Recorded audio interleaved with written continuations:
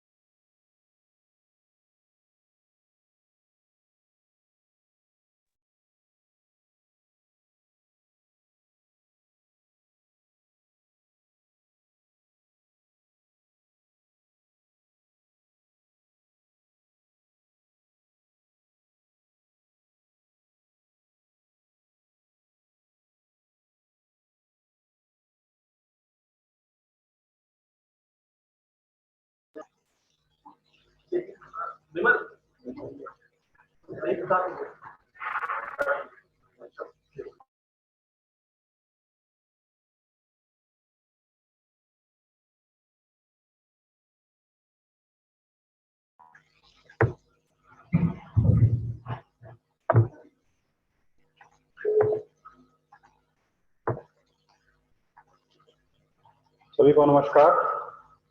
गौतम बुद्ध राजकीय महाविद्यालय अयोध्या द्वारा आयोजित इस 2 दिवसीय राष्ट्रीय संगोष्ठी, इसका विषय रहा impact of online teaching learning on the quality of education in India. Bharat में उच्च शिक्षा की गुणवत्ता पर ऑनलाइन शिक्षण अधिगम का प्रभाव 27 और 28 मार्च ये संगोष्ठी आयोजित की गई, जिसको उच्च शिक्षा विभाग उत्तर प्रदेश सरकार द्वारा वित्त पोषित किया गया और राजनीति शास्त्र विभाग गौतम बुद्ध राजकीय महाविद्यालय द्वारा इसको आयोजित किया गया। आज हम लोग यहाँ पर इस सभा कक्ष में एकत्रित हुए हैं इस 2 दिवसीय राष्ट्रीय संगोष्ठी के समापन सत्र के लिए। समापन सत्र में आज के समापन सत्र की अध्यक्षता कर रहे हैं महाविद्यालय के पूर्व प्राचार्य professor L K Mishra ji. आपका हार्दिक स्वागत एवं अभिनंदन है सर।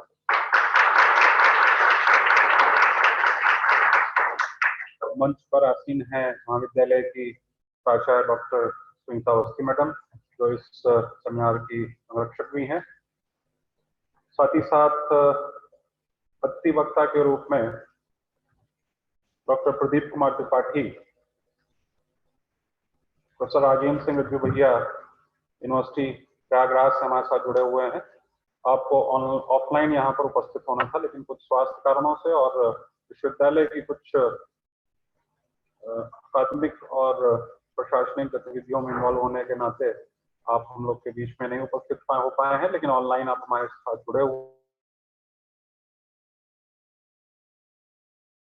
हुए हैं। अतिथि वक्ता के रूप में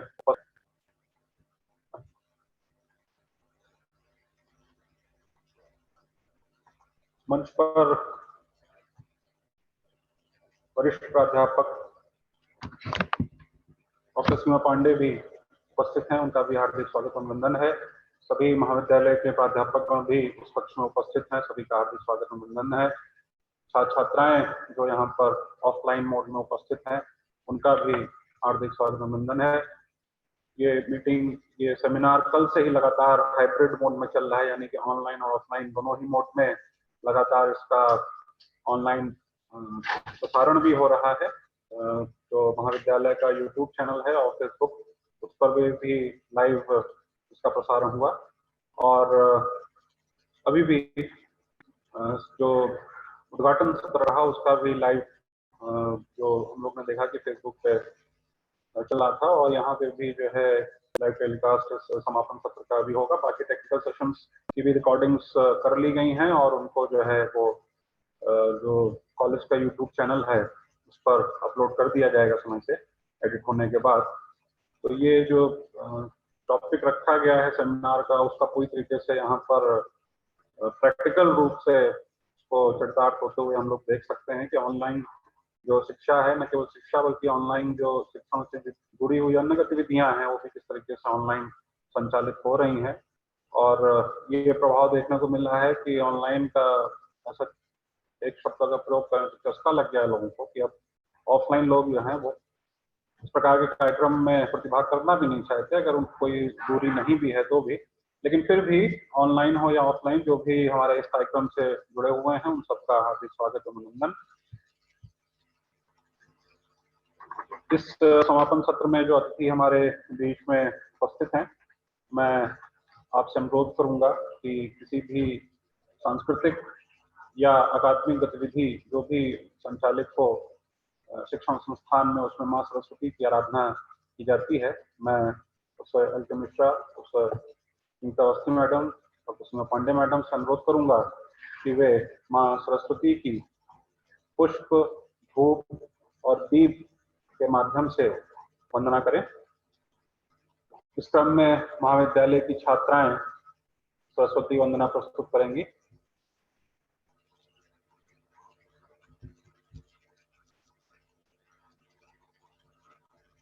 पुष्प, धूप, दीप और स्वरों के माध्यम से माँ सरस्वती की आराधना हो रही है। किसी भी शैक्षणिक संस्थान में विद्या की अधिष्ठात्री देवी माँ सरस्वती की उपासना से ही कार्य को प्रारंभ करने की एक परंपरा रही है, उस परंपरा का यहाँ निर्वहन किया जा रहा है।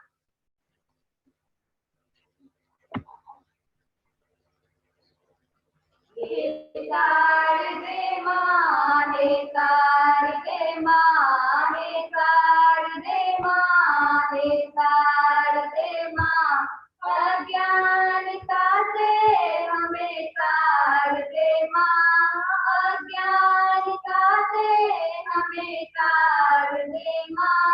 तू श्वेत वर्णी कमल पे विराजे, हाथों में वीणा मुकुट सर पे साजे।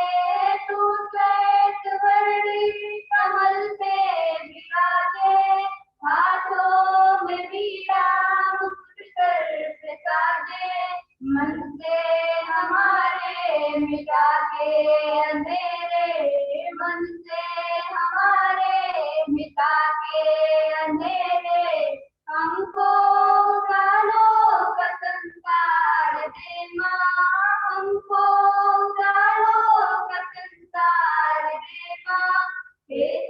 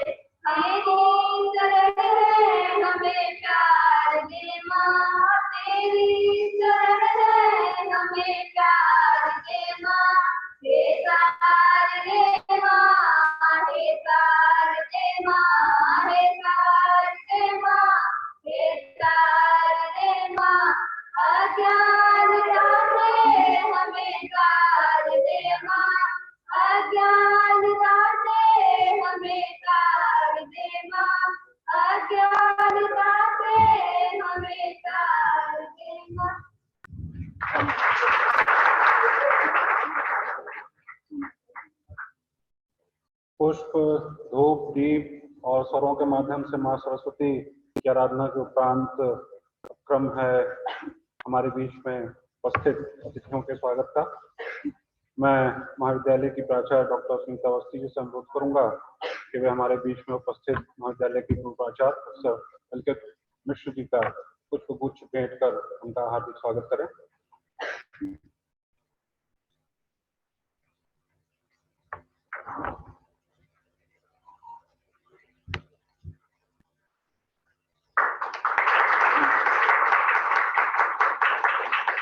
इसी क्रम में डॉक्टर जोखम सिंह जी से अनुरोध है कि वे बैज अलंकरण कर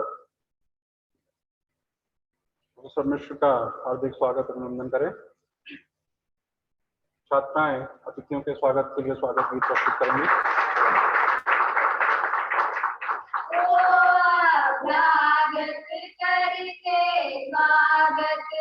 आज आपका अभिनंदन, आज आपका अभिनंदन, ओ अभ्यागत करते स्वागत, आज आपका अभिनंदन, आज आपका अभिनंदन। पावन चरण कमल धोने को बादल जल भर लाए, पावन चरण कमल धोने को बादल जल भर लाए, गगन आरती करे आपकी अद्भुत दीप जलाए, सुरबालाएं करती स्वागत, आबालाएं करती स्वागत, आज आपका अभिनंदन, आज आपका अभिनंदन, ओ अभ्यागत करते स्वागत, आज आपका अभिनंदन, आज आपका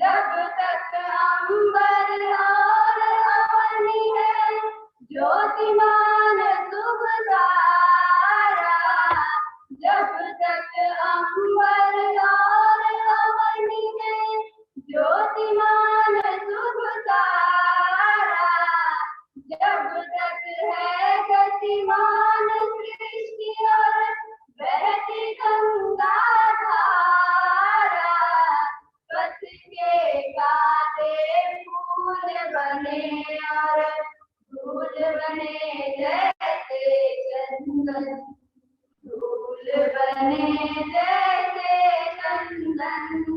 ओ अभ्यागत करके स्वागत, आज आपका अभिनंदन, आज आपका अभिनंदन, आज आपका अभिनंदन। महाविद्यालय की दोनों छात्राओं सुहानी और प्रियंका का सरस्वती वंदना और स्वागत गीत के लिए हार्दिक धन्यवाद। एक बार पुनः सभी अतिथियों का मंच पर हार्दिक स्वागत है। डॉक्टर प्रदीप कुमार त्रिपाठी भी हमारे साथ इलाहाबाद से जुड़े हुए हैं, प्रयागराज से। प्रोफेसर राजेंद्र सिंह रज्जू भैया विश्वविद्यालय में अर्थशास्त्र विभाग के विभागाध्यक्ष डॉक्टर प्रदीप कुमार त्रिपाठी जी हमारे साथ एज ए गेस्ट लेक्चर जुड़े हुए हैं। पुष्पगुच्छ के माध्यम से, बैज अलंकरण के माध्यम से या अन्य किसी प्रकार से तो हम आपका स्वागत नहीं कर सकते, लेकिन स्वरों के माध्यम से आपका स्वागत करने का यहाँ पर एक प्रयास किया गया। अतिथियों के सामने हम बताना चाहेंगे कि पिछले 2 दिनों में जो इस सेमिनार में गतिविधियां हुई, जैसा कि पूर्व में बताया गया कि ये 2 दिवसीय राष्ट्रीय संगोष्ठी the impact of online teaching learning on the quality of education in India 27 और 28 मार्च को गौतम बुद्ध राजकीय महाविद्यालय में आयोजित की गई, जो वित्त पोषित थी उच्च शिक्षा विभाग उत्तर प्रदेश सरकार द्वारा, और जिसका आयोजन राजनीति शास्त्र विभाग गौतम बुद्ध राजकीय महाविद्यालय अयोध्या द्वारा किया गया। बहुत ही कम समय में इस सेमिनार को आयोजित करना और इसको सफल बनाने का दायित्व दिया गया था, लेकिन फिर भी महाविद्यालय ने इस अपना पूरा प्रयास किया कि इसको सफल बनाया जा सके। इसके लिए ऑनलाइन जो आजकल के नए तरीके हैं उसके हिसाब से, क्योंकि बहुत ज्यादा ऑफलाइन प्रचार प्रसार भी नहीं संभव है, ऑफलाइन लोगों को जोड़ पाना भी नहीं संभव हो पाता, इसलिए ऑनलाइन मोड में ही रजिस्ट्रेशन का प्रकल्प रखा गया था और रजिस्ट्रेशन पूरी तरीके से निःशुल्क रखा गया था। तो न केवल उत्तर प्रदेश से बल्कि उत्तर प्रदेश के आसपास के भी कई सारे प्रदेशों से, दिल्ली से, हरियाणा से, पंजाब से, राजस्थान, बिहार, छत्तीसगढ़, इन राज्यों से भी जो है हमारे पास ऑनलाइन रजिस्ट्रेशन आए, और न केवल रजिस्ट्रेशन आए बल्कि उसमें से कई लोगों ने जो है वो अपने पेपर्स भी प्रेजेंट किए। कई सारे लोगों ने अपने एब्स्ट्रैक्ट्स भी भेजे हैं, जो एब्स्ट्रैक्ट्स बाद में एक उसका कंपाइलेशन जो है वो आपके अवलोकन के लिए तैयार किया गया और इसको महाविद्यालय की वेबसाइट पर भी अपलोड किया जाएगा। इस कंपाइलेशन ऑफ एब्स्ट्रैक्ट्स के साथ में ये जो करीब 200 से अधिक ऑनलाइन रजिस्ट्रेशन हमारे पास आए, और कल से लगातार, क्योंकि इनॉग्रल सेशन में एक जो हमारे बीच में 3 अतिथि उपस्थित थे, मुख्य अतिथि के रूप में राजनीति शास्त्र विभाग लखनऊ विश्वविद्यालय के पूर्व विभागाध्यक्ष professor R K. Mishra ji, department of education से प्रोफेसर किरणलता डंगवाल जी, और नवयुग कन्या महाविद्यालय लखनऊ की principal doctor Manjula Upadhyay ji, 3 speakers जो हैं हमारे बीच में थे कल, उनका व्याख्यान हुआ इनॉग्रल सेशन में। उसके बाद टेक्निकल सेशन 1 और 2 जो हम लोग ने प्लान किया था उसको कंबाइन करके 3 बजे से हम लोग ने टेक्निकल सेशन रखा, जिसमें ऑनलाइन और ऑफलाइन दोनों ही प्रकार से पेपर्स का प्रेजेंटेशन हुआ। जो ये एब्स्ट्रैक्ट्स का कंपाइलेशन है, इसमें से तमाम सारे लोगों ने जो है वो अपने पेपर्स ऑनलाइन मोड में यहाँ पर प्रेजेंट किए। आज की जहाँ तक बात है तो जैसी परिस्थितियां रही कि सुबह महाविद्यालय में परीक्षा भी थी, इसलिए 11 बजे जब परीक्षा समाप्त हुई तो उसके बाद से लगातार सेशन, टेक्निकल सेशन 3 और 4 को कंबाइन करके हम लोग संचालित कर रहे थे, जिसमें कुल लगभग 11 से अधिक पेपर्स जो हैं वो यहाँ पर प्रेजेंट किए गए। और अब हम लोग इस समापन सत्र के लिए यहाँ पर उपस्थित हैं। विषय की जहाँ तक बात है तो विषय को काफी कंटेम्प्रेरी और रिलेवेंट समझते हुए ही इस प्रपोजल को यहाँ महाविद्यालय से भेजा गया था। और हम लोग ये देख भी पा रहे हैं कि प्रैक्टिकली भी ये सच हो रहा है कि ऑनलाइन टीचिंग लर्निंग या ऑनलाइन जो टूल्स हैं, टेक्निक्स हैं, उनके माध्यम से बहुत सारी शिक्षण संबंधी गतिविधियों को हम लोग संचालित कर पा रहे हैं। अब इस सत्र का, इस समापन सत्र का जो है वो प्रथम व्याख्यान आयोजित होना है, जो हमारे अतिथि वक्ता हैं प्रोफेसर राजेंद्र सिंह रज्जू भैया यूनिवर्सिटी, जो पूर्व में स्टेट यूनिवर्सिटी ऑफ प्रयागराज के नाम से जानी जाती थी, उसमें अर्थशास्त्र विभाग के विभागाध्यक्ष प्रोफेसर प्रदीप कुमार त्रिपाठी जी हमारे साथ में हैं। मैं आपसे अनुरोध करूंगा अतिथि वक्ता के रूप में कि आज के इस टॉपिक पर अपने जो विचार हैं वो हम सबको उनसे अवगत कराएं और हम सबका मार्गदर्शन करें इस विषय पर। Professor Tripathi ji. Thank you doctor Nilay sir. मंच पे उपस्थित इस कार्यक्रम के वैलिडेटरी सेशन के अध्यक्षता कर रहे professor L K Mishra sir, principal Gautam Buddha PG college, Gautam Buddha government degree college, doctor Sunita Awasthi madam, doctor Seema madam, mister Jokhan Singh ji, सभी को कुछ अस्वस्थता के कारण हम उपस्थित नहीं हो पाए फिजिकली, पर हमारे अनुरोध को कोऑर्डिनेटर ने स्वीकार किया और हम ऑनलाइन प्रेजेंटेशन दे रहे हैं। और टॉपिक जो आपका सेमिनार, नेशनल सेमिनार का जो टॉपिक है बहुत ही इंटरेस्टेड है, और जो impact of online teaching learning on the quality of higher education in India. आज भी जो जितने कमेटी और गवर्नमेंट पे जो भी हायर एजुकेशन के जितने कमेटी बनी है उसमें क्वालिटी को एसेस करने के लिए एक टूल्स है डिजिटल प्लेटफॉर्म, जिसमें हम देखते हैं कि डिजिटली या जो है डिजिटली कितना जो है डिजिटली रूप से वो इंस्टीट्यूट या हमारा हायर एजुकेशन कितना इंक्लूसिव है, और इक्विटेबिलिटी इसकी कितनी है, मतलब समावेशिता और समानता। जितने ग्लोबल लेवल पे जितने मेजरमेंट हैं क्वालिटी के, उसमें डिजिटल प्लेटफॉर्म भी एक सशक्त माध्यम है, और इसीलिए क्वालिटी एजुकेशन के लिए हमारे सस्टेनेबल डेवलपमेंट गोल्स में भी इसको रखा गया है। अब यहाँ हमको देखना है कि इसका इम्पैक्ट क्या क्या, किन किन फैक्टर्स पे और किस तरह से इसका इम्पैक्ट पड़ा है। एजुकेशन का जो मूल तत्व है वो इसकी मौलिक जो मानवीय धारणा है उसमें ये देखा जाता है कि उससे हमारे जो ह्यूमन कैपिटल है कितना जो है इक्विप हो रही है, या उसके जो है उसमें कितने स्किल आ रहे हैं। पर जब कोविड आया तो उस समय हमारे पास जो ऑनलाइन प्लेटफॉर्म थे उसके द्वारा हम अपनी सूचना को इंक्लूसिवली टीचिंग लर्निंग माध्यम से लोगों तक पहुंचाने का काम कर रहे थे। हमारा जो हायर एजुकेशन है, अभी भी हमारे हायर एजुकेशन में कुल 1043 यूनिवर्सिटी हैं जो हायर एजुकेशन को डील कर रहे हैं, पर जो क्वालिटी असेसमेंट है, क्वालिटी असेसमेंट को हमें देखने के लिए इसमें कई पॉइंट हैं, जिसमें एक तो ये है कि गुणवत्तापूर्ण शिक्षा के लिए जो आपके प्रोडक्ट हैं उन पे क्या प्रभाव पड़ रहा है, या स्टूडेंट्स के स्किल पे क्या प्रभाव पड़ रहा है।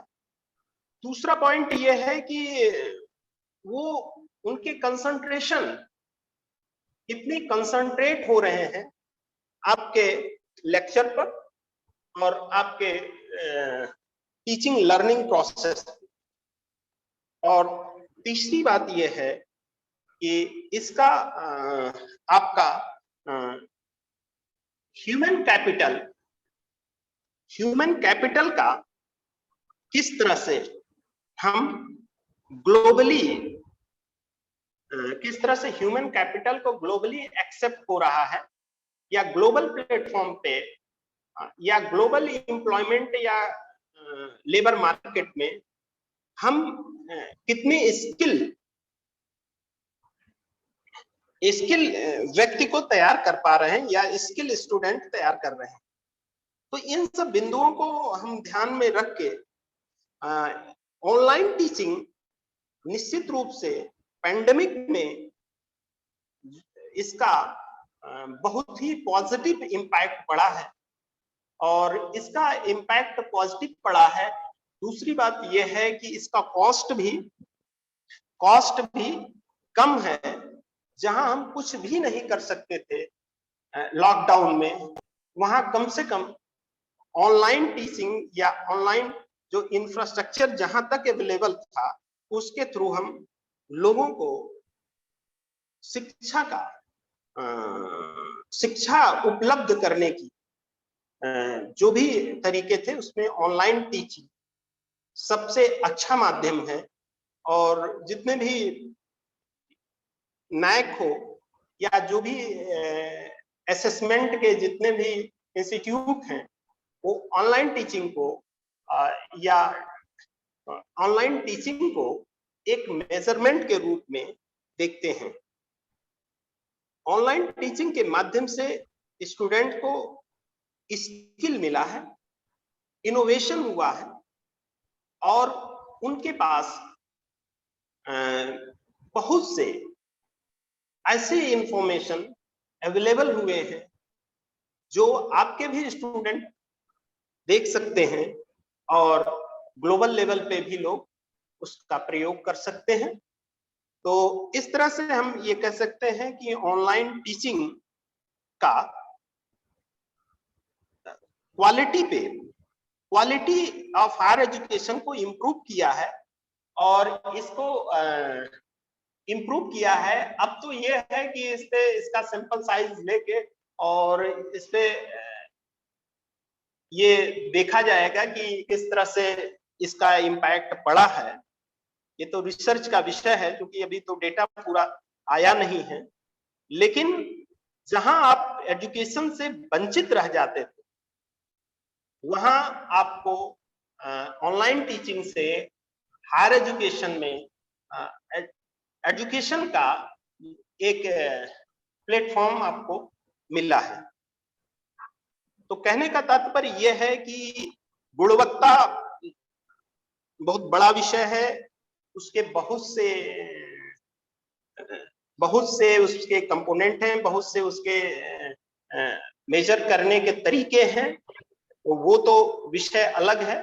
लेकिन ऑनलाइन टीचिंग से लोगों को, विशेष रूप से स्टूडेंट्स को काफी फायदा हुआ है, और उनके वेलफेयर के पॉइंट ऑफ व्यू से भी ये अच्छा है।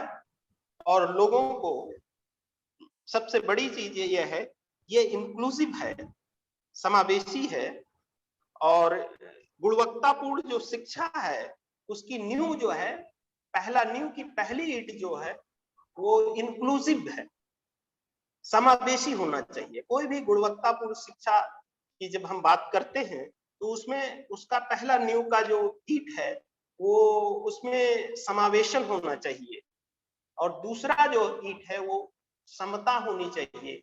ये दोनों पिलर्स को ऑनलाइन टीचिंग लेके चल रहा है और दोनों पिलर्स से इसके क्वालिटी ऑफ हायर एजुकेशन को सुधारे, रिफॉर्म करने में या उसको जो है बढ़ाने में ये बहुत ही मदद कर रहा है।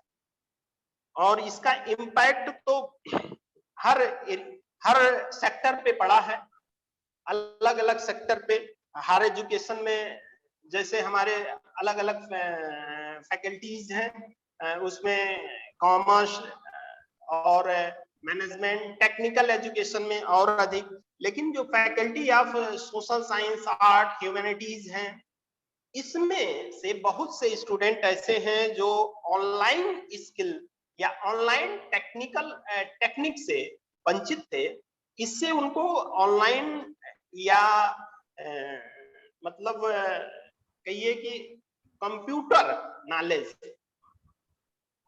को भी, इनकी कंप्यूटर नॉलेज इस माध्यम से प्राप्त हुआ है और इंफॉर्मेशन टेक्नोलॉजी से ये इनकी स्किल बढ़ी है। जब ह्यूमैनिटीज और इन सब संख्याएं में इनके जो है स्किल में अपग्रेड हुआ है। जो भी जितने भी डेटा आ रहे हैं, चाहे जो है हायर एजुकेशन के जो अभी 1920 का जो हायर एजुकेशन का डेटा है, उसमें जो आपका सकल नामांकन दर है वो 1819 में 26.3 था, 1920 में 27.1 हो गया है।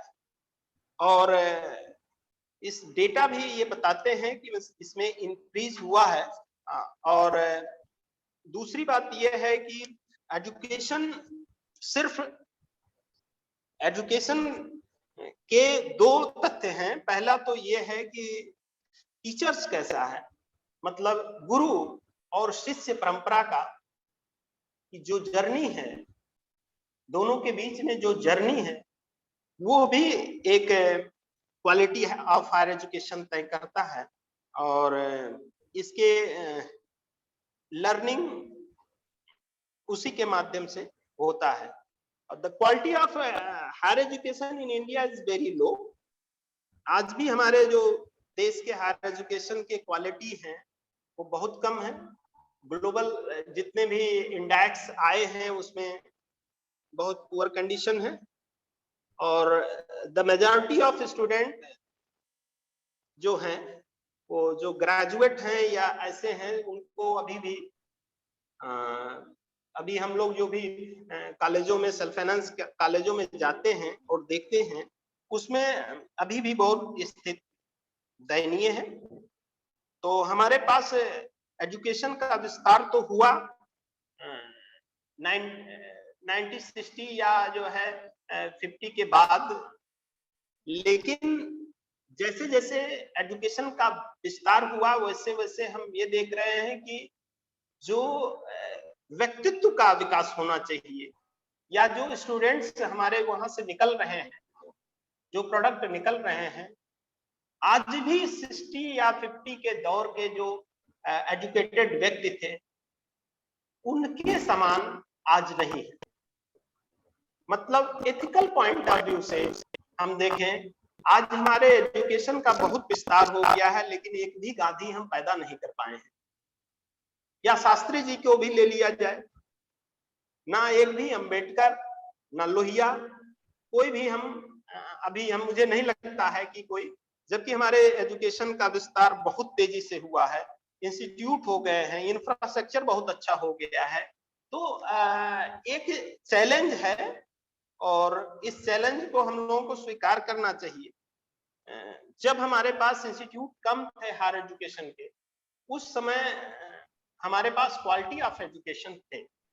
उस दौर के जो भी जिनकी पढ़ाई लिखाई हुई है, उनकी ये तो है कि कम से कम नैतिकता अधिक है।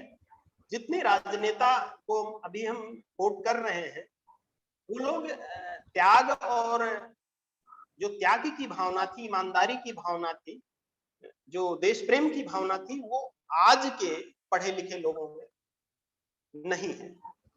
या वैसे व्यक्तित्व हम क्यों नहीं तैयार कर पा रहे हैं, ये हायर एजुकेशन के सामने प्रश्न है। और मेरे ख्याल से इसको ढूंढना होगा इन्हीं सेमिनारों के माध्यम से, क्योंकि विस्तार तो हुआ लेकिन हमारी जितनी पद्धतियां थी वो आज डैमेज हो रही हैं। आधुनिकीकरण बढ़ रहा है लेकिन उसके साथ साथ नैतिकता भी घट रही है। जो भी हमारे पास एजुकेशन से जो विनम्रता आनी चाहिए, जो नैतिकता आनी चाहिए, जो मानवीय मूल्य जो पेशे में होना चाहिए, वो अब कम दिखाई दे रहा है। इन सब बिंदुओं को समेटते हुए हम ये कह सकते हैं ऑनलाइन टीचिंग लर्निंग का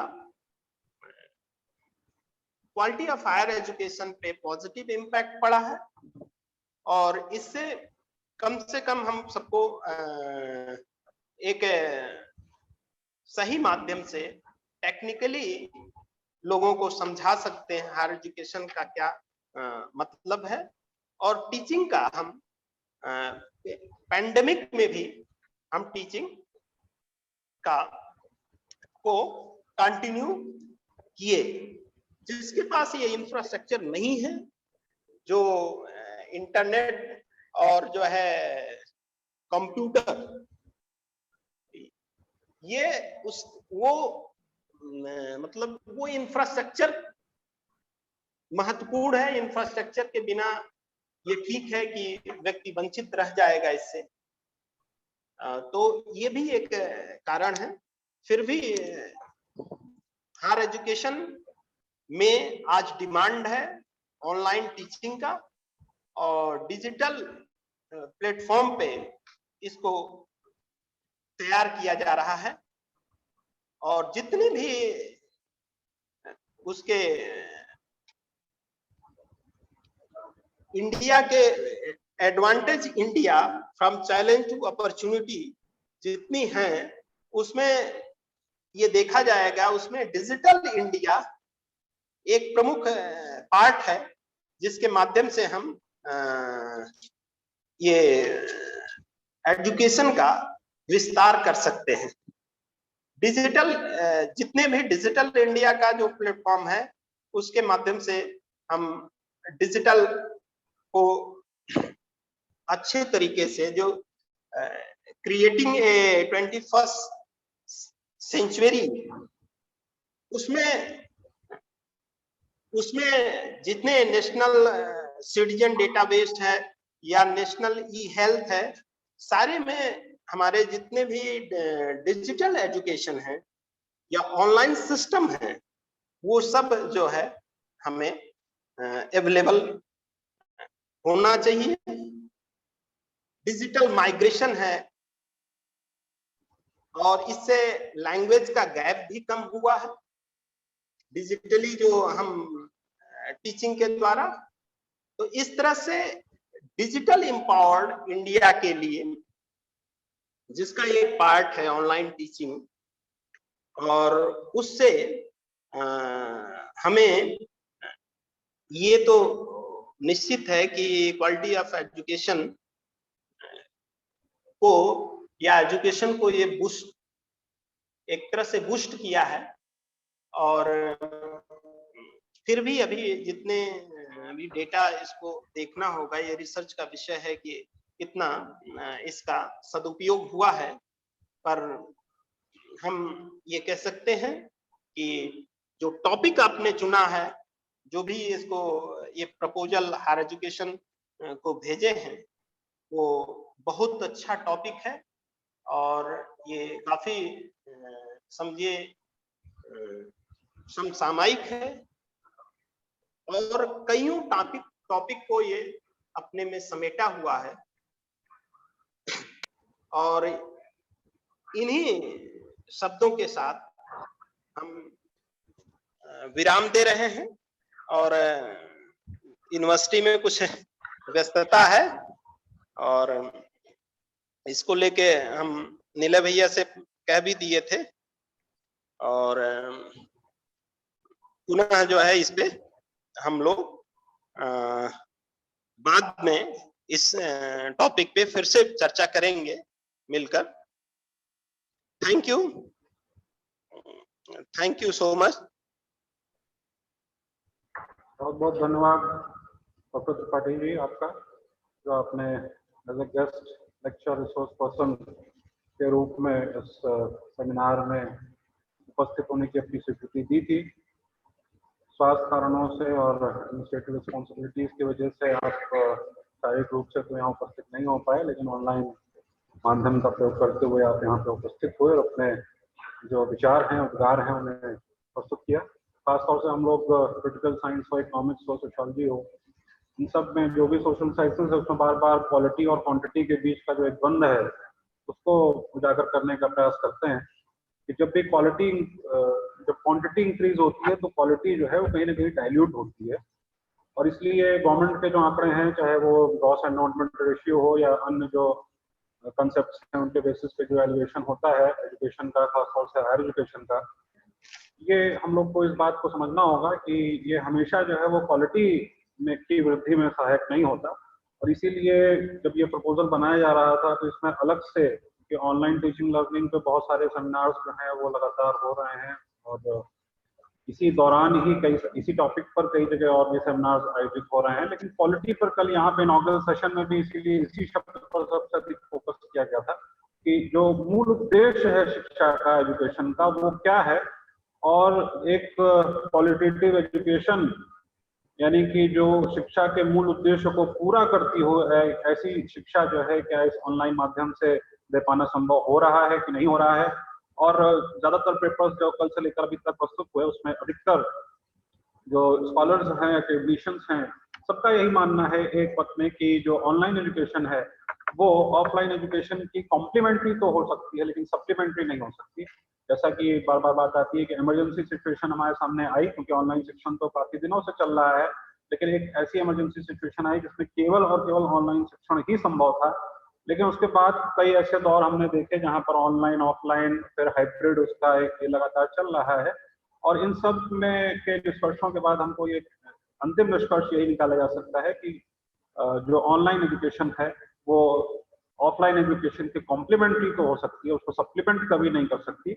उसके कई डायमेंशंस हैं जैसा कि आपने कहा, और मूल रूप से जो क्वालिटी है और जो शिक्षा का मूल उद्देश्य है उसकी पूर्ति का प्रश्न जो है वो हमेशा बना रहेगा। इस पर विस्तार से और भी आगे की चर्चा की आवश्यकता पड़ेगी। बड़े जो मनीषी हैं उनके विचार हमको इस विषय पर प्राप्त होते रहते हैं। आप हमारे साथ जुड़े, ऑफलाइन माध्यम से नहीं तो कम से कम ऑनलाइन माध्यम से हमारे साथ जुड़े, इसके लिए आपका बहुत बहुत धन्यवाद। सभी पूरे महाविद्यालय परिवार की ओर से आपका बहुत बहुत धन्यवाद।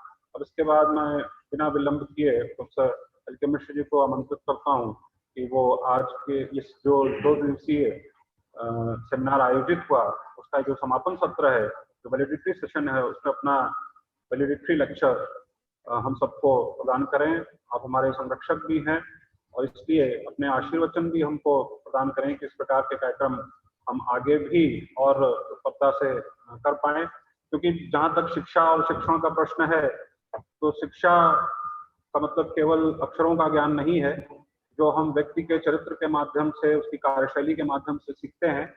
तो आपके साथ एक लंबा समय बिता कर आपकी जो कार्यशैली है उससे ही हम लोग को बहुत कुछ सीखने को मिला। और आपको बार बार महाविद्यालय के मंचों पर आमंत्रित करने की उत्सुकता इसीलिए रहती है क्योंकि हर बार हमको ये लगता है कि आपसे कुछ नया ग्रहण करने को मिलता है।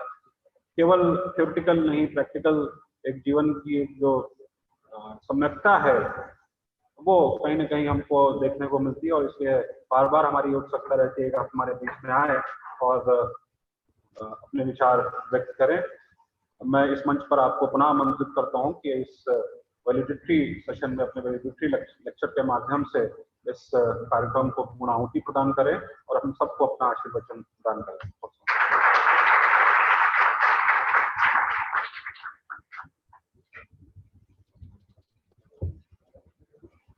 मैडम।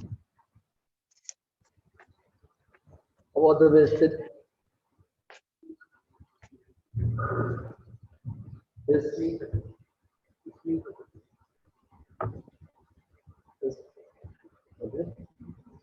अवध में स्थित इस राजकीय महाविद्यालय की प्राचार्य doctor Sunita Awasthi ji online seminar जो पिछले 2 दिनों से संचालित है के कोऑर्डिनेटर डॉक्टर नीरज तिवारी जी अपने अपने विषयों के निष्णात अपने अपने कार्यों को श्रेयस्कर ढंग से संपादित करने वाले विद्वान आचार्यगण प्रिय छात्रों और ऑनलाइन के माध्यम से जुड़े हुए बहुत सारे डेलीगेट्स, बहुत सारे पार्टिसिपेंट्स जो सेमिनार में जुड़े हैं, सबको नमस्कार। सबसे पहले महाविद्यालय के आयोजकों को और महाविद्यालय के सभी सदस्यों को जिन्होंने इस परिणत तक ये बढ़ाया मूवमेंट, उनको बहुत बहुत धन्यवाद है। उनको बधाई भी है, उनकी भूरी भूरी प्रशंसा है। कारण ये है कि इस महाविद्यालय के इतिहास में ये पहली बार कोई सेमिनार हो रही है और निश्चित रूप से राष्ट्रीय स्तर की सेमिनार है। जब अभी कोऑर्डिनेटर ने आपको बताया कि झारखंड से लेकर के हरियाणा तक लोग जुड़े हुए हैं, अगर 2 या 2 से अधिक प्रांतों के लोग जुड़ जाते हैं पार्टिसिपेंट, तो राष्ट्रीय स्तर की हो जाती है। 3 से ज्यादा हो जाए तो निश्चित रूप से हो जाती है। तो राष्ट्रीय स्तर की सेमिनार चल रही है। ये बात और है कि हम मार्च के लास्ट में है, विभिन्न विश्वविद्यालयों में परीक्षा भी चल रही है और उसके मध्य लास्ट के 2-3 दिनों में सेमिनार कर रहे हैं।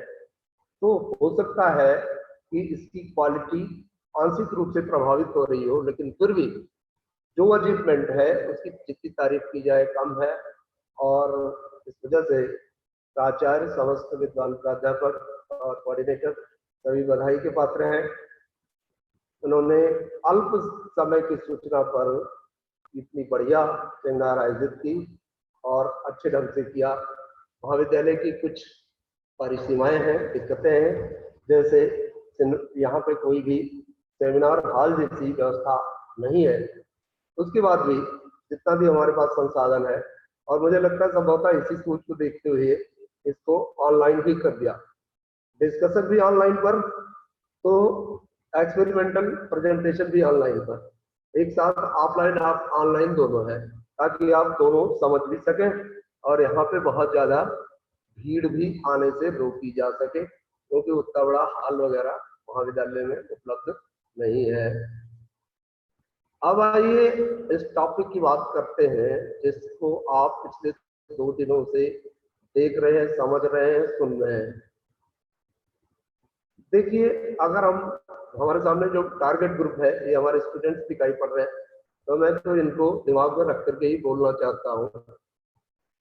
सामान्य बात, सामान्य लोग कहते हैं कि एक भारत है, एक इंडिया है, तो इसमें 2 तरह की यूनिट है, एक इंडिया और एक भारत। अब जो ऑफलाइन और ऑनलाइन है, इसकी उपयोगिता भी कुछ इसी तरह का है। जो भारत है, जहां हमारे लोग आज भी मैक्सिमम किसान हैं, और किसान के बच्चे जो उतने ज्यादा संसाधन नहीं, संसाधन विहीन है, मतलब उनके पास बहुत भारी भरकम लैपटॉप या कोई बड़ा सा मोबाइल या कोई टैबलेट या डेस्कटॉप, ये सब नहीं है।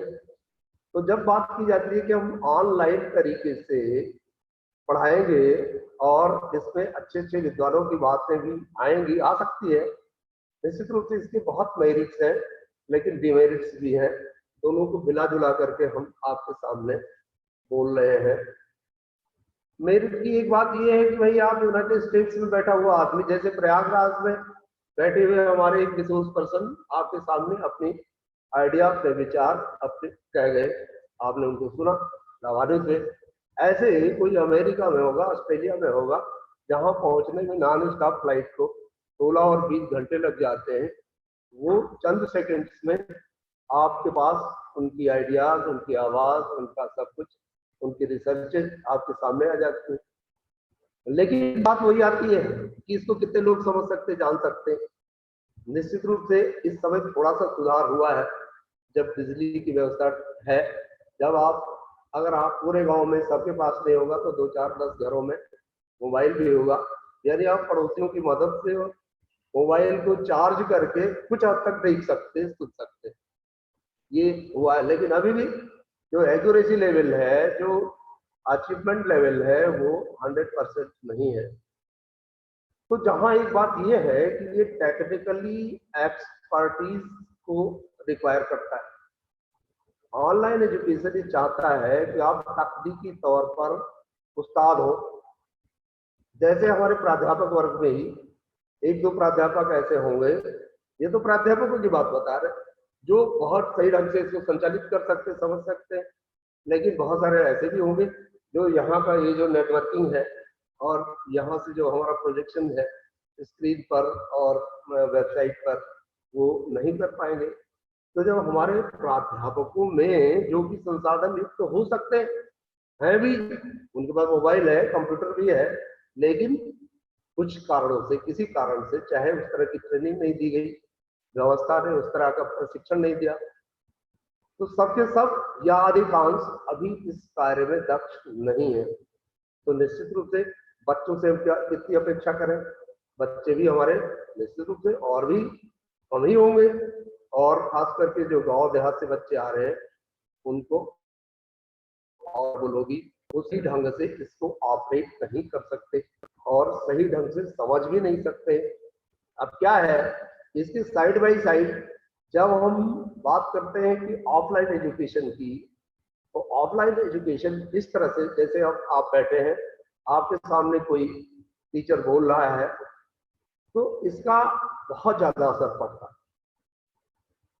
केवल बातों से या इस तरह से जैसे स्क्रीन पर हमने सुन लिया था, केवल इतने से हम नहीं सीख पाते। और एक ही चीज सीखना भी नहीं, लाइफ को संवारने के लिए, सुधारने के लिए, अपने जीवन को विकसित बनाने के लिए, अच्छे टारगेट अर्जित करने के लिए सिर्फ कुछ बातें कान से सुन करके नहीं हो पाएगी। अब क्या करना पड़ता है, आपको आचरण भी सीखने पड़ते हैं, तन्मयता भी सीखनी पड़ती है, डेडिकेशन भी सीखना पड़ता है। जब आप किसी भी कॉलेज में जाते हैं, चाहे स्कूल में, चाहे विद्यालय में, चाहे जब आप कॉलेज में, from the very beginning, primary में जब आप थे, तो भी आपने अपने टीचर्स का वस्त्र तक देखा होगा कि हमारे गुरुजी जो आते हैं ये किस तरह के कपड़े पहनते हैं। अगर आजकल पटी जींस जो एक फैशन चल गया था, तमाम 10-15 टुकड़े लगे हुए और कहीं कहीं फटे हुए, इस तरह का कोई प्राइमरी टीचर से शुरुआत करते हैं हम। इस तरह के कोई टीचर आए और आपको 2 लाइन कोई पोइट्री या पोएम पढ़ा करके, अथवा अंग्रेजी, हिंदी, भूगोल कुछ भी पढ़ा करके, और उसके बाद एक सिगरेट का बस भी लगा दें, तब आपको कैसा लगेगा? आप कुछ बोलोगे तो नहीं, आप छोटे हैं, आप अदब रखते हैं, आप डिसिप्लिन है, अनुशासित हैं, लेकिन आपको निश्चित रूप से अच्छा नहीं लगेगा, क्योंकि आप वहां सीख रहे हैं, उसके परिधान से भी सीखते हैं, उसके हाव भाव से सीखते हैं, उसके संस्कार से सीखते, उसके विचार से सीखते, और रोज करता क्या इससे भी सीखते। कितना असत्य भाषण करता है, कितना सत्य भाषण करता है, इससे भी सीखते हैं। तो अब बताइए, आप ये जो ऑफलाइन की व्यवस्था, ऑफलाइन का मतलब कक्षा में शिक्षण, जब आप कक्षा के शिक्षण में जाते हैं तो आप हर सब चीज देखते हैं और उसका आप पे असर पड़ता है। इसीलिए लोग, टीचर भी डरता है, मतलब अगर उसके अंदर विवेक है तो उसके अंदर एक भय है अपने बच्चों का, अपने डिसाइपल्स का, अपने शिष्यों का एक भय रहता है। अरे मैं तो भाई, मैं अध्यापक हूँ, प्राध्यापक हूँ, मुझे स्टूडेंट के सामने रहना है, मैं ऐसा आचरण कभी नहीं कर सकता। तो वो बहुत शालीनता से, सौम्य आचरण आपके समक्ष प्रस्तुत करता है और आप उसको सीखते हैं। अभी बहुत आवश्यक है, अनुशासन नहीं तो आपका पूरी लाइफ खराब हो सकती है, क्योंकि डिसिप्लिन लाइफ नहीं है तो आप विकास कभी कर ही नहीं सकते, डेवलपमेंट के रास्ते पे जा ही नहीं सकते। मैं आपको बताऊं ऐसे एक इसमें ऑनलाइन में अनुशासन का अभाव का एक उदाहरण देता हूँ। जो मैं पिछले 3 सालों से इस विश्वविद्यालय में प्री पीएचडी कोर्स वर्क एक यूनिवर्सिटी का पढ़ाता हूँ। पिछले 3 दिनों से मैं कानपुर विश्वविद्यालय का भी प्री पीएचडी कोर्स ऑनलाइन ही पढ़ा के अभी आज भी पढ़ाया है 2 घंटे पूरे, 10 से 12। आज कह दिया था मैडम कि पहले कर दीजिए ताकि थोड़ा फ्री हो जाए, तो 10 से 12 हो गया। तो मैं एक बार 2018 वाली पीएचडी का pre PhD course Ram Manohar Lohia university का पढ़ा रहा था। एक लड़का कहीं से जुड़े था, उसका नाम भी बता सकते हैं लेकिन बताएंगे नहीं क्योंकि ये ठीक बात नहीं है। अब उसने क्या जुड़ गया तो खाली अंडरवियर और बनियान पहन के जुड़ा हुआ। मुझे अब बताइए, आप ऑनलाइन क्लास चल रही है, 16 पीएचडी के एस्पिरेंट बैठे हुए हैं, टेस्ट क्वालिफाई कर चुके, फीस जमा कर चुके, वो पढ़ रहे हैं। अब वो अंडरवियर बनियान में बैठा है, वो उल्टा सीधा पैर मेज पर पैर करके ऐसे, मुझे दिखाई पड़ गया। तो मैंने उसको डांट लगाई। इसके बाद हमने कहा इसी समय तुम यहाँ से आप हो जाओ और कपड़े पहन के आओ। अब देखिए, अगर ऑनलाइन नहीं होता, ये किसी कॉलेज या महाविद्यालय में होता तो क्या सब होता, वो आ जाता, ऐसा करता नहीं करता। तो अभी ये इसमें आपको फ्रीडम है, और वो फ्रीडम यूरोप अमेरिका में हो सकता है कि कोई मान्यता पाता हो, लेकिन वो फ्रीडम इंडियन सब कॉन्टिनेंट में और हमारे हिंदुस्तान में और खास करके इस पूर्वी उत्तर प्रदेश में यहाँ तो निश्चित रूप से मान्यता नहीं पा सकता। तो इस वजह से ये मान के चले, क्योंकि यहाँ तो हम तो विद्यार्जन के लिए आते हैं भाई। 16 संस्कार हमारे, उसमें विद्यार्जन हमारा मुख्य संस्कार है। और अगर विद्या का अर्जन करना है तो फिर इसीलिए हमारे यहाँ एक कंसेप्चुलाइज किया गया कि माँ सरस्वती होती है और वो देवी है। जब आपके पास सुचिता रहेगी, आपकी अकल ठीक रहेगा, आपकी शरीर भी ठीक रहेगा और मस्तिष्क भी ठीक रहेगा, सफाई के साथ बैठेंगे पढ़ने, ज्यादा विद्या आएगी। और होता भी है।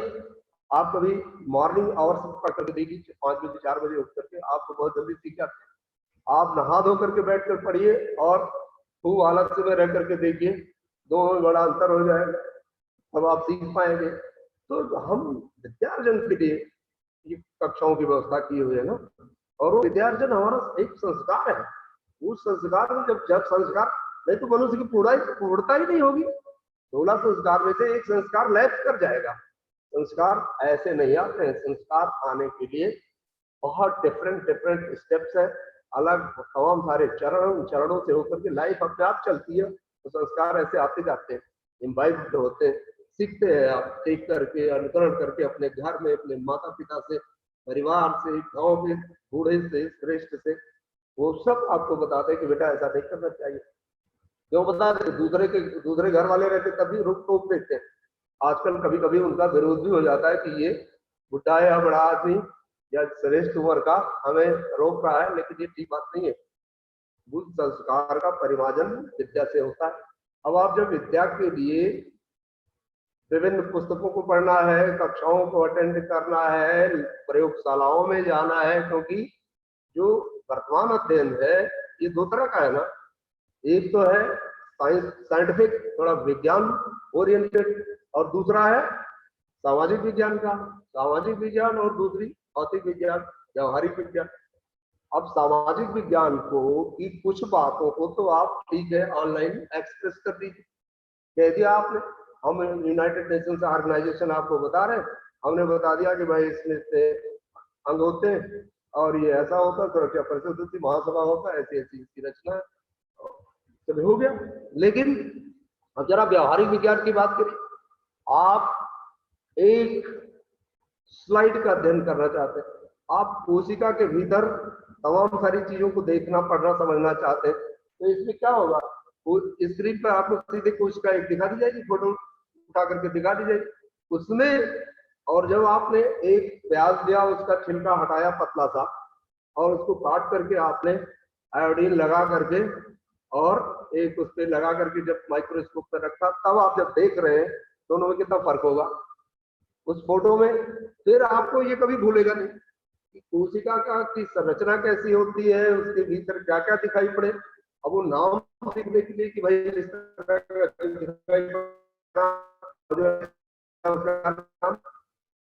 जरूरत पड़ती है आपको लाइक कई ढंग से समझाएंगे अथवा वहाँ खड़े होंगे तो आपको बता दीजिए, फिर आपको कभी नहीं भूलेगा। एग्जाम में जब चित्र भी बनाना होगा तो आप एडवांस को फर्स्ट क्लास का चित्र बना देंगे, है ना। तो जब ये इसकी इंपॉर्टेंस है ऑफलाइन की, ऑफलाइन। लेकिन अब सवाल ये आता है कि मान लीजिए ऑफलाइन की अवेलेबिलिटी ना हो, तब इसकी उपलब्धता ही ना हो, तब क्या करें। तो फिर एक कहावत है, something is better than nothing, कुछ नहीं से तो अच्छा है कुछ ही हो जाए। तो अपने यहाँ भी कहावत होता है कि भाई उपवास से तो झूठ ही बना, कुछ तो कह दिया कि चलो चलो खा लो।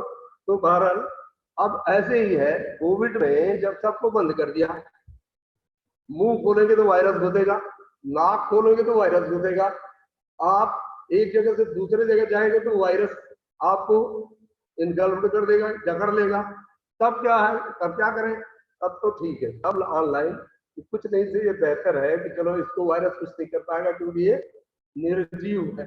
यहाँ पे जो कुछ भी है कुछ है ही नहीं, अमूर्त जैसा है ना। मूर्त चीज तो तब है जब आप उसको पकड़ सकते हो, हम देख सकते हो। ये तो बस अब देखिए, हम अभी प्रयागराज का आपने लेक्चर सुना तो वेव्स आई और गई, आपने देखा।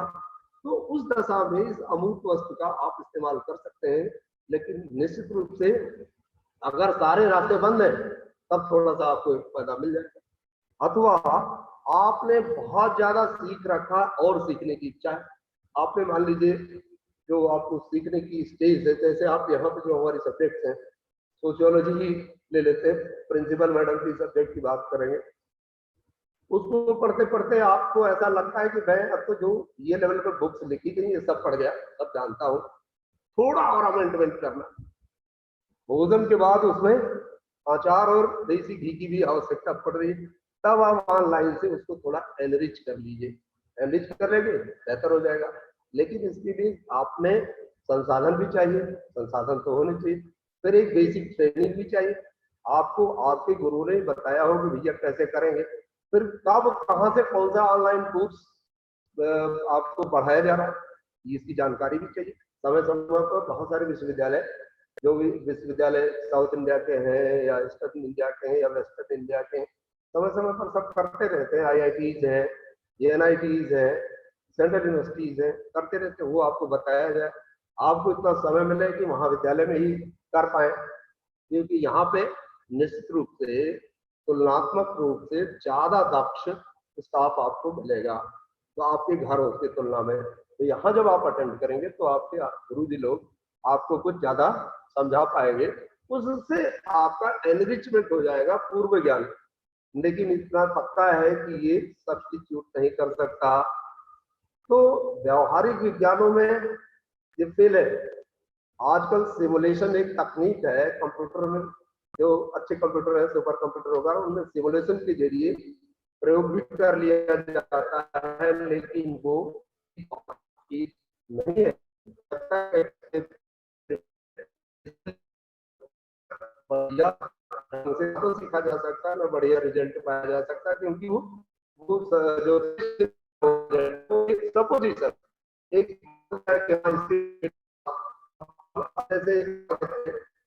मान लीजिए आप एक प्रक्षेपास्त्र के बारे में किसी को फायर कर देंगे तो क्या होगा।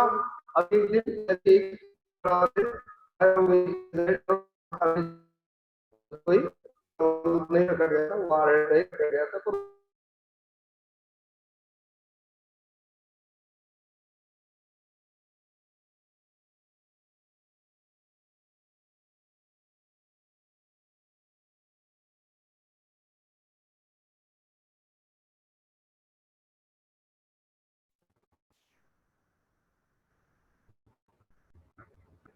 हाँ, तो मैं आपको ये बता रहा था कि आप एक प्रक्षेपास्त्र का सिमुलेशन कर रहे हैं, उसकी जो रेंज है या उसका परास है, कितनी दूर तक मार करेगा, ये आपने कैलकुलेट किया इस सिमुलेशन तक। आपको पता चला कि भाई ये 5000 किलोमीटर तक जा रहा है, और वास्तव में जब कभी आपको फायर करना पड़े और ऐसी कोई परिस्थिति आ जाए, इसकी जरूरत हो जाए और 5000 के बजाय 4500 पे स्टॉप हो जाए, 4000 की स्टाफ होंगे तो क्या होगा, तो आप आ जाएंगे। मतलब क्या है कि केवल इंस्ट्रूमेंट्स पर एनालिसिस करके आपको जो एक्यूरेट रिक्वायर्ड रिजल्ट है वो नहीं मिलने वाला है, उसका व्यवहारिक प्रयोग करना बड़ा जरूरी है। ऑनलाइन ऑफलाइन इसी तरह से है भी, ये दोनों एजुकेशन एक दूसरे के जैसे डॉक्टर नीलय तिवारी जी ने कहा की बात वो है कि थोड़ा सा इसका एडिशन करके उसको आप बेटर बना सकते हैं, लेकिन फाउंडेशन है, मेन फाउंडेशन वो तो निश्चित रूप से ऑनलाइन का नहीं।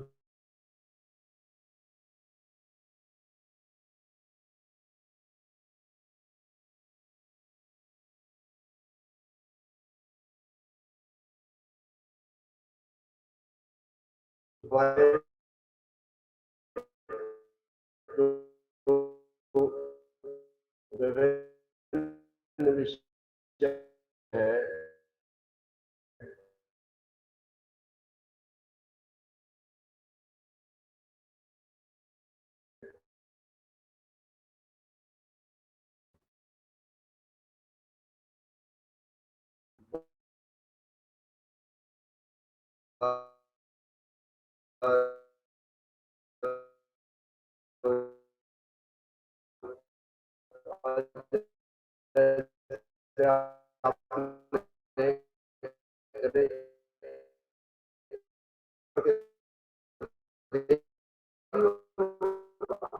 पिछले क्लासेस उसमें क्या होता है कि जब टेक्स्ट को मान लीजिए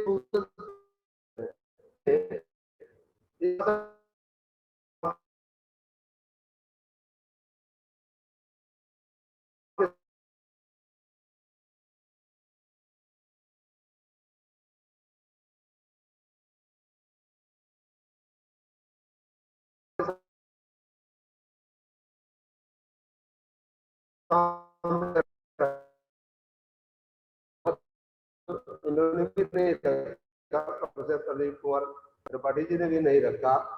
तो या तो आपके सामने लिखा हुआ लिंक आ जाता है या पावर पॉइंट प्रेजेंटेशन आता है ऑनलाइन में, वो तो लंबा एक बार में आपको 25 लाइनें 40 लाइनें 50 लाइनें खुल रही है, अथवा पावर पॉइंट में तो 10 20 15 लाइनें खुल रही है। तो जब ये आपके सामने आएगा तो और वो फोटो में भी ज्यादातर दिखा रहे होंगे, तो ऐसी दशा में क्या होगा कि आप ना तो पढ़ाई ना पूरा हो पाए, वो थोड़ा दिखा ज्यादा, तो आप ज्यादा जल्दी आप के लिए जैसे आप तो कुछ ज्यादा आप कर रहे हो, एक चीज यहाँ खाली दिखा दी जाए वैसे सर्विस निकाल सकते हैं उसको उठाएंगे नहीं, तो ये इस वजह से ऑनलाइन जो है जो भी है बहुत एड नेचर का और आप पर तो क्या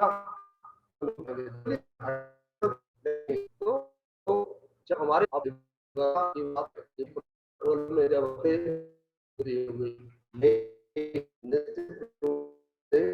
फ्रीडम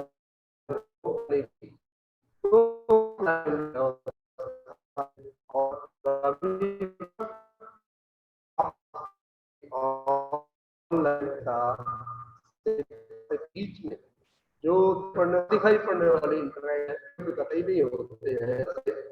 आप हमारा ये प्रयास कि हम आप बहुत मन मत करें उसमें भाई। अब आप मान लीजिए तब तो वही आएगी नहीं, तो आपको तब तो गड़बड़ यहाँ पे बात हो रही है, यहाँ पर बस तो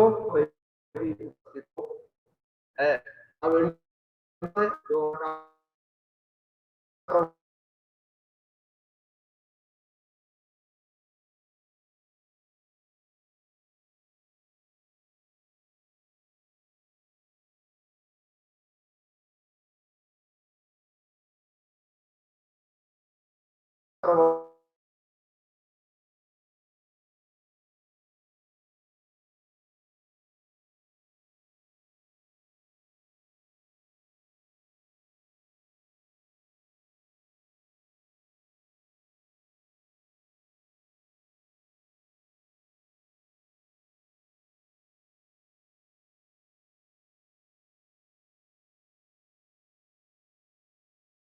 का उस दशा में जब आप बहुत स्पेसिफिक लेक्चर्स जो कि विशिष्ट व्याख्यान जो आपके यहाँ उपलब्ध नहीं है और कहीं विशिष्ट संस्थानों से आप तक पहुंचाए जा सकते हैं, वो आप सुनेंगे तो निश्चित रूप से फायदा होगा।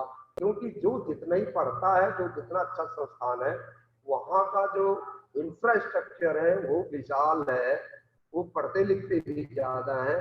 जब वो बताएंगे तो कुछ ज्यादा ही आपको बताएंगे, ज्यादा अनुभवजन्य बातें आएंगी। तो इस तरह से आपको ऑनलाइन को त्यागना नहीं है, त्याज्य नहीं है, लेकिन इसमें बेहतरीन की तलाश के लिए हमेशा उद्यत रहना, बेहतरीन की तलाश के लिए ऑफलाइन को करते हुए, ऑफलाइन से अपनी पूर्णता को प्राप्त करते हुए संपूर्णता के लिए ऑनलाइन का सहारा लें और आप अपने प्रगति पथ पर आगे बढ़े। तो मेरे ख्याल से ज्यादा देर तक बैठाएंगे तो बच्चे यही कहेंगे कि अब देर हो रही है सर, जाने दीजिए। इसलिए एक बार अंत में प्राचार्य महोदय को, सीमा पांडे मैडम को, सभी गुरुजन जो हमारे सामने बैठे हैं आपके, और कोऑर्डिनेटर को, और सारे प्रिय बच्चे जो डटे रहे सुबह से शाम तक, सबको शुभकामनाएं, सबको बहुत बहुत धन्यवाद कि आपने कल से आज तक जितने भी व्याख्यान हुए होंगे ऑनलाइन ऑफलाइन उनको ध्यान से सुना, और जो भी डेलीगेट्स पार्टिसिपेंट की जिन्होंने एब्स्ट्रैक्ट के लिए अपने लेख भेजे उनको भी बहुत बहुत धन्यवाद। उन्होंने रुचि ली हमारे गौतम बुद्ध महाविद्यालय के इस सेमिनार के लिए, और आपने भी रुचि ली। अभी भी जो ऑनलाइन हमें सुन रहे हैं, देख रहे हैं, उनको भी धन्यवाद।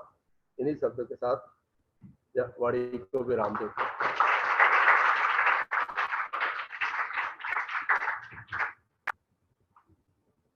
इस के लिए सबका बहुत बहुत धन्यवाद। जैसा कि हम लोग ने अपेक्षा की थी कि आपको जब भी हम लोग याद करते हैं तो एक संरक्षक के रूप में ही याद रखते हैं, एक अभिभावक के रूप में ही याद रखते हैं, व्यक्तिगत रूप से और एक संस्था के रूप में भी। और ये अपेक्षा थी कि इसीलिए ये सभी का एक मत था कि आपका उद्बोधन इस सेमिनार में जरूर हो। और ये अच्छा रहा कि वैलिडिटी एड्रेस ही आपसे प्राप्त हुआ, ताकि सभी पक्षों को, शिक्षा से जुड़े हुए ऑनलाइन और ऑफलाइन जितने भी पक्ष हैं, उनको आपने रखते हुए जो मूल उद्देश्य है शिक्षा का। और सबसे बड़ी बात कि जो शिक्षा एक मल्टी डायमेंशनल एक्सपीरियंस है, जिसको कि यूनिडायमेंशनल नहीं बनाया जा सकता, और इसीलिए ऑनलाइन शिक्षा कभी भी ऑफलाइन शिक्षा का रिप्लेसमेंट नहीं हो सकती। इस बात को हाईलाइट करते हुए हम सबका मार्गदर्शन किया, जो ऑफलाइन और ऑनलाइन माध्यम से इस सेमिनार से जुड़े रहे, उनका मार्गदर्शन किया। इसलिए सर आपका बहुत बहुत धन्यवाद।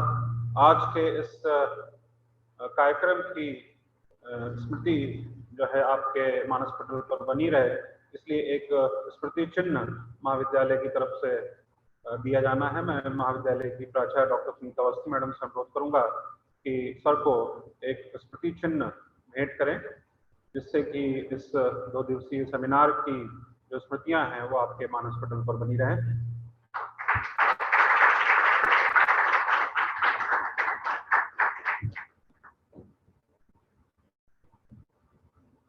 कल से लेकर के आज तक, इनॉग्रल सेशन से, टेक्निकल सेशन से होते हुए वैलिडिटी सेशन तक, जो लोग भी हमारे साथ में बने रहे, कल के इनॉग्रल सेशन के जो अतिथि रहे, टेक्निकल सेशंस में जिन्होंने चेयर किया और जिन्होंने अपने प्रेजेंटेशंस दिए, और आज के इस वैलिडिटी सेशन में इस समापन सत्र में जो अतिथि वक्ता हमारे साथ रहे और आज के इस कार्यक्रम के मुख्य वक्ता समापन सत्र के प्रोफेसर के मिश्र जी, आप सभी का धन्यवाद। सभी अतिथियों के साथ साथ इस कार्यक्रम को सफल बनाने में हमारे जो शब्द भी प्रयोग किया गया है कि पेट्रन यानी कि जो संरक्षक की भूमिका में महाविद्यालय की प्राचार्य मैडम रही, जिन्होंने इस कार्यक्रम को सफल बनाने में किसी भी प्रकार का जो टेक्निकल या एडमिनिस्ट्रेटिव इशू हो सकता था वो नहीं आने दिया, और हर चीज के लिए तुरंत न केवल हम लोग से अपेक्षा की, न केवल क्लास 3 क्लास 4 से अपेक्षा की, बल्कि खुद व्यक्तिगत रूप में इस कार्यक्रम को सफल बनाने के लिए उन्होंने हर संभव योगदान दिया और एक संरक्षक के रूप में अपनी पूरी भूमिका निभाई। मैं महाविद्यालय की प्राचार्य डॉक्टर सुनीता अवस्थी जी को हार्दिक धन्यवाद ज्ञापित करता हूँ। इस महाविद्यालय के लिए बार बार जो शब्द कल से प्रयोग किया जा रहा है कि महाविद्यालय एक परिवार की तरीके से है। इस परिवार के सभी सदस्य, सभी प्राध्यापक, डॉक्टर सिंह पांडे जी, डॉक्टर जोखम सिंह जी, डॉक्टर प्रमोद कुमार मिश्र जी, डॉक्टर अखिलेश कुमार वर्मा जी, डॉक्टर आनंद कुमार मिश्र जी, और जो तृतीय और चतुर्थ श्रेणी के कर्मचारी हैं जिन्होंने अपना हर संभव योगदान दिया, क्योंकि एक बड़ा दबाव की स्थिति रही, क्योंकि परीक्षाएं भी संचालित हो रही हैं। अभी कल फिर परीक्षा है सुबह। कल का जो एक संडे का आराम का दिन मिल रहा था वो भी सभी लोग यहाँ पर उपस्थित रहे, और परसों एक बड़ी परीक्षा जो है, दोनों मीटिंग इस महाविद्यालय में फिर होनी है। इस महाविद्यालय के स्टैंडर्ड्स के हिसाब से एक बड़ी परीक्षा फिर होनी है। तो एक बड़े ही दबाव के माहौल में सबने जो है वो सहयोग दिया, जिस रूप में भी। इसलिए सभी का बहुत बहुत हार्दिक धन्यवाद। मीडिया ने भी इस पूरे प्रकल्प को आज अखबारों में भी और ऑनलाइन और ऑफलाइन दोनों ही माध्यमों से मीडिया ने इसको कैप्चर किया, और यहाँ पर जो अतिथि आए जिन्होंने अपने वक्तव्य दिए, यहाँ पर जो प्रेजेंटेशंस हुए, उनको जनता तक पहुँचाया। इसलिए मीडिया से जुड़े हुए जो भी लोग हैं, चाहे वो प्रिंट मीडिया हो या इलेक्ट्रॉनिक मीडिया हो, सबका बहुत बहुत हार्दिक धन्यवाद।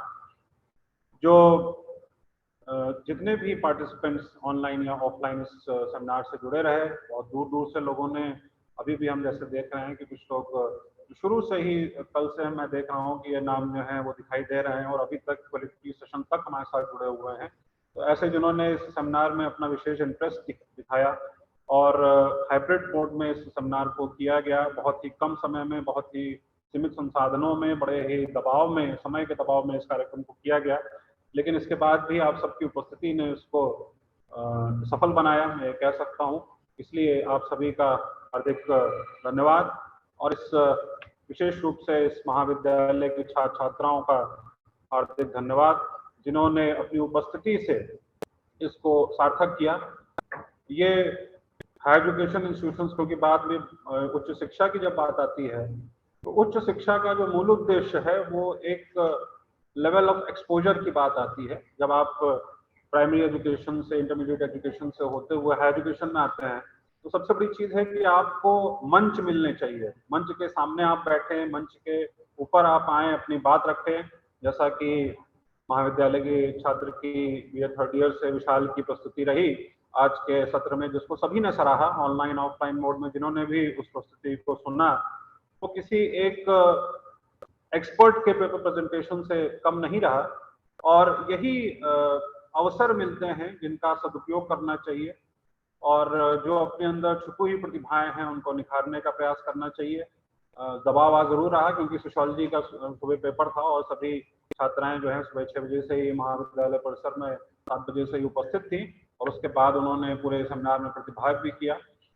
इसलिए सभी का बहुत बहुत हार्दिक धन्यवाद, और जो भी ज्ञात अज्ञात शक्तियां जिन्होंने इस कार्यक्रम को सफल बनाने में अपना योगदान दिया, उन सभी का बहुत बहुत धन्यवाद। और ये अपेक्षा है कि आप सबके सहयोग से ये कार्यक्रम कहीं ना कहीं सफल हुआ, और इसकी स्मृतियों को बनाए रखने के लिए महाविद्यालय का जो फेसबुक पेज है उस पर कल का इनॉग्रल सेशन और आज का जो वैलिडिटी सेशन है, दोनों को लाइव टेलीकास्ट किया गया था, उसकी रिकॉर्डिंग्स भी उपलब्ध होंगी। और आगे चल कर के जो रिकॉर्डिंग्स हमारे पास, क्योंकि जूम के माध्यम से ये ऑनलाइन प्रेजेंटेशन हो रहे थे, ऑनलाइन सब पूरा लेक्चर्स जो टेक्निकल सेशंस भी हुए हैं वो भी जूम पर रिकॉर्ड हुए हैं, उनको एडिट करके और उनको महाविद्यालय का जो यूट्यूब चैनल है उस पर अपलोड किया जाएगा, जैसे कि समय समय से जो भी उससे लाभान्वित होना चाहते हैं वो हो सकते हैं। ऐसी शासन की भी अपेक्षा है, और ऐसी एक परंपरा जो है वो यहाँ पर चल रही है। पिछले साल से ही कुछ वेबिनार्स और सेमिनार्स, तो जैसे कि ऑफलाइन में पहली बार ऑर्गेनाइज किया गया, लेकिन वेबिनार्स भी जो ऑर्गेनाइज हुए उनके भी वीडियोज जो है वो महाविद्यालय की साइट पर अवेलेबल हैं। तो छात्र छात्राएं हैं उनसे भी अपेक्षा है कि वे महाविद्यालय का जो यूट्यूब चैनल है उसमें जो वीडियोज दे रखे हैं, इस बार जो सरकार का एक बड़ा मिशन था, मिशन शक्ति, उसके भी तमाम सारे उसके अंतर्गत वेबिनार्स हुए थे, उनके भी वीडियोज वेबसाइट पर और यूट्यूब चैनल पे अपलोडेड हैं, उनको और आप देखें, उनके लाभान्वित हों। और जो भी इस प्रकार के प्रयास किए जाते हैं वो सब आपके लिए किए जाते हैं, इसमें व्यक्तिगत जो स्वार्थ निहित होता है या कहीं व्यक्तिगत प्रशंसा की बात होती है, वो सब अपनी जगह है, लेकिन मेन जो उद्देश्य होता है वो हायर एजुकेशन इंस्टीट्यूशंस में बच्चों को जो एक्सपोजर देने की बात होती है, और उसमें से अगर कुछ 10% भी 5% भी उसका लाभ उठा पाते हैं और जीवन में कहीं कुछ अचीव कर पाते हैं, तो ये सबसे बड़ी उपलब्धि होगी, जिसके लिए सारा प्रकल्प किया जाता है, सारे प्रयास किए जाते हैं, सारा दबाव महसूस करते हुए भी प्रयास किए जाते हैं। और आशा है कि भविष्य में भी जब आप लोगों के इस प्रकार के जो प्रयास किए जाएंगे, तो जैसा आपने इस बार सहयोग किया, भविष्य में भी वैसा सहयोग जो है वो आप सबसे मिलता रहेगा। और भविष्य की शुभकामनाओं के साथ ही और सभी का पुनः बहुत बहुत धन्यवाद ज्ञापित करते हुए ये जो सत्र है उसको यहीं पर समाप्त किया जाता है। इसी के साथ ये जो 2 दिवसीय राष्ट्रीय सेमिनार आयोजित हो रहा था उसकी पूर्णाहुति होती है। सभी का बहुत बहुत धन्यवाद।